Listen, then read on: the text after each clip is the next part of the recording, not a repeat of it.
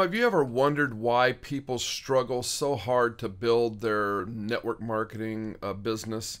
My name is Rick Billings, and I want to talk to you just a little bit about why people struggle, and the things that they can do to change that. Because, it involves a lot of different things, but, you hear so often, people, don't talk to your family and friends about the business. And, that's true if you don't know how to talk about the business, okay, or talk about, people's needs and stuff like that. So I want to go over a few things with you and hopefully help you understand just a couple things what needs to be done to make sure that you improve your recruiting in your network marketing business, okay? And so the three things that I'm going to talk about are, 6 steps of Tim Sales' inviting formula. And I look down because I have a card here, okay? And I printed this card out a long time ago. Greet, qualify, invite. That's just the first 3 steps. Greet, qualify, and invite, okay? And I showed you this card because he has a formula, 6, the inviting formula, which is 6 steps. And if you want to learn something, you will take action first of all. And so, I print this card out. It's a double-sided card because it's got its 10 communication qualities on the back. I laminated it and I put it in my wallet. I actually made 2 or 3 of these. And I got one in my desk, one in my wallet. And I vowed to read that 2 or 3 or 4 times every single day until I memorized it, okay? And just like anything we do in life, repetition allows us to learn things, okay, and to memorize things, okay? When you study for an exam, people are cramming, they're reading, they're trying to memorize something that might be asked on a test. But this is really easy because the 3 steps right here are just really about, 12 sentences and not even that. Okay? And the first thing that we do, and we have to start realizing that we're doing these things, is greeting somebody. Now, a greeting can take 15 seconds or it can take 15 minutes, okay? And the purpose of a greeting, as Tim says here, the purpose of a greeting is to get people, prospects, okay, openly and freely talking with you, okay? Just to get people to open up and talk with you. You got to be interested in people, not interesting, okay? So you've got to be asking questions about, hey, what type of work do you do? Or, you married, you have kids, what are some of the things you like to do in your spare time? If maybe you're at a networking group or something like that and trying to meet new people, or you just met somebody. You've got to greet people, okay? You can't move on to the next step until you complete that process. That's very important. You got to complete the greeting process. And when you feel that they're openly talking to you, okay, at that point you can then come to the qualifying step. And a qualifying step is the purpose of qualifying is to find out what your prospect needs, wants, or don't want that pertains to your business.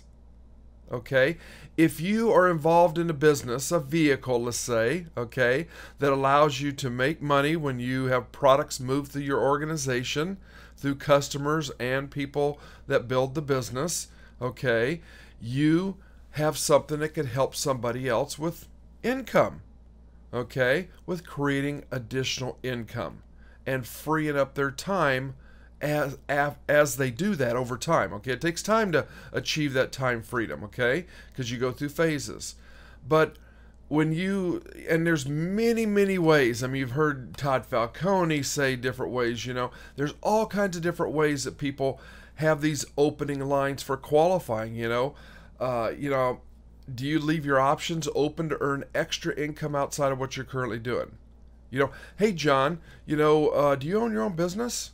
No, I don't. Well, you look pretty sharp. I tell you what, I'm expanding my business in the area and I'm involved in a business. And, do you leave your options open to earn some additional income around your real estate business?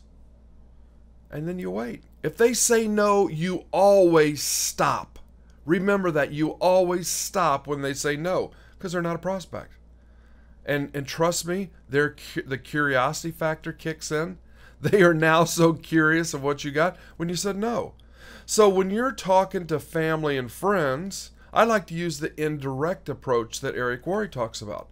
So when you talk about indirect, indirect means that you're, in a way, you're giving those people an out. So when you can talk to anyone, friends, family, anyone, if you know how to talk to them. So, hey, John, I'm expanding. I got involved in this company. I'm pretty excited about it. We're in multiple countries all around the world, and we're growing like crazy. And, I'm looking for some people to work with. John, do you know anyone that keeps their options open to earn some extra income around what they're currently doing? And then you stop and you wait. Let him answer. Don't talk yourself out of business. Just stop and let him answer. If he says no, that's fine. But what happens is the 80-20 rule kicks in. 80% of the time, that person says, yeah, what are you talking about, Rick? I do. I always leave my options open. I've got a lot of multiple streams. Of course, what are you talking about? Well, I tell you what, I'd love to sit down with you. Now's not the time because I need to spend some time with you. There's a lot of things I'd like to show you. Take about an hour. When do you have an hour? Or you could say, I tell you what, John, I would like to send you a link if you're long distance or whatever. You can say, I'd like to send you a link to a video. When would you have time to watch about a 45-minute presentation? And you wait and let them tell you, I can watch it tonight. Okay, so if I send you this link, John, you'll have time to watch this video. Folks, that's the third step, inviting. Invite them to look at something that pertains to your business. Okay?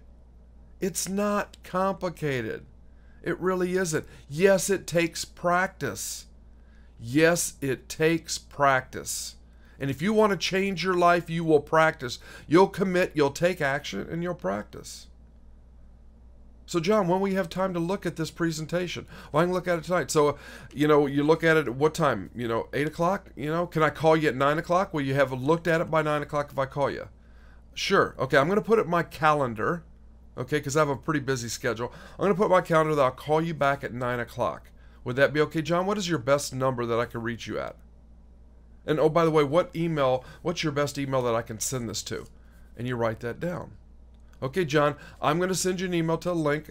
You'll watch it before 9 o'clock, and then I'm going to give you a call, okay? Great.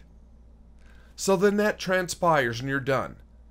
The number one question that you always ask when you follow up, because follow up, actually, I'm going a little bit further, is the next thing is you follow up and answer any questions or objections. Okay? The money's in the follow up.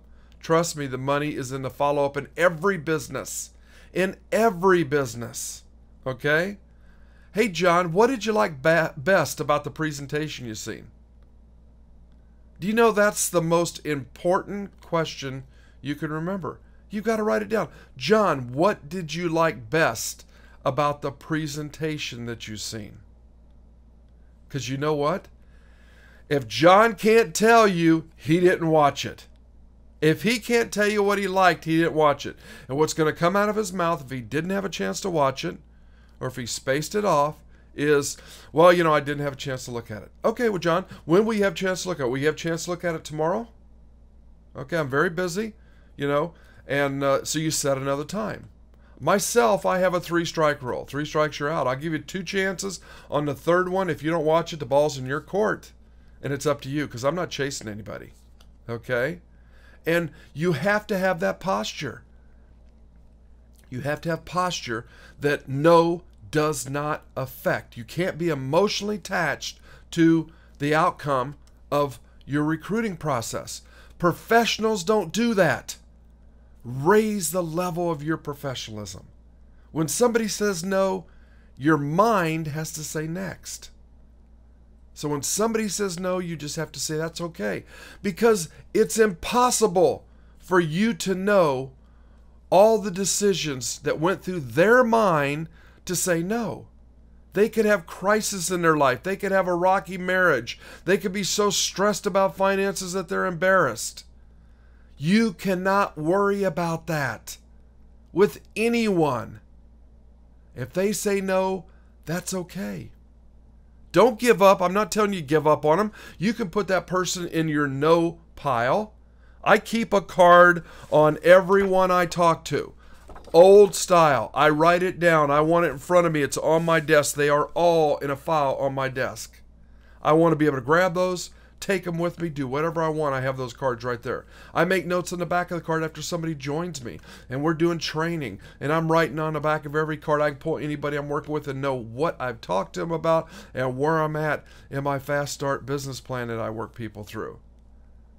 Okay? So when people say no, put them in the back pile. Put a no on there in the back pile, because you never know when their circumstances change in life. And they're calling you. And trust me, I've had people a year, 2 years, 3 years that have been on my list and I've talked to in the past and say, hey, I'm ready. Things have changed in my life. I lost my job. You know, I'm fixing to lose my job, whatever it be. Folks, you are in charge of your own destiny in life. But you have to take action. You have to have desire. I would challenge you to go on YouTube every single day and listen to a personal development video by Jim Rohn, Les Brown, you know, Robert Kiyosaki. Listen, you have to watch Think and Grow Rich. I have it on my website. If you go to my website, you can listen to Think and Grow Rich. The Strangest Secret in the World, read by Earl Nightingale. I listened to it again yesterday. It's phenomenal. I get so excited when I listen to those, because those are principles in business that will be around forever. Forever. The principles that Napoleon Hill uncovered in Think and Grow Rich are so powerful. The most powerful, the most successful book in the business world is Think and Grow Rich by Napoleon Hill. Okay? And you should read it once every 6 months or listen to it once every 6 months. It's powerful. So anyway, getting back on track with the 3 steps that I reviewed today in the inviting formula: greet, qualify, and invite. Greet, qualify, invite. If you master those steps, trust me, it is not difficult to make 6 figures in this business. Because the only other thing is you just got to go out and apply it. You got to go out and meet people. And that's not a hard thing to do. With the internet, social media, your own market. You know, I have heard of people that have built $1 million business on indirect recruiting.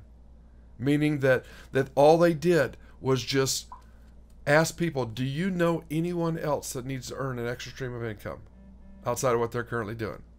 So I hope this helped you.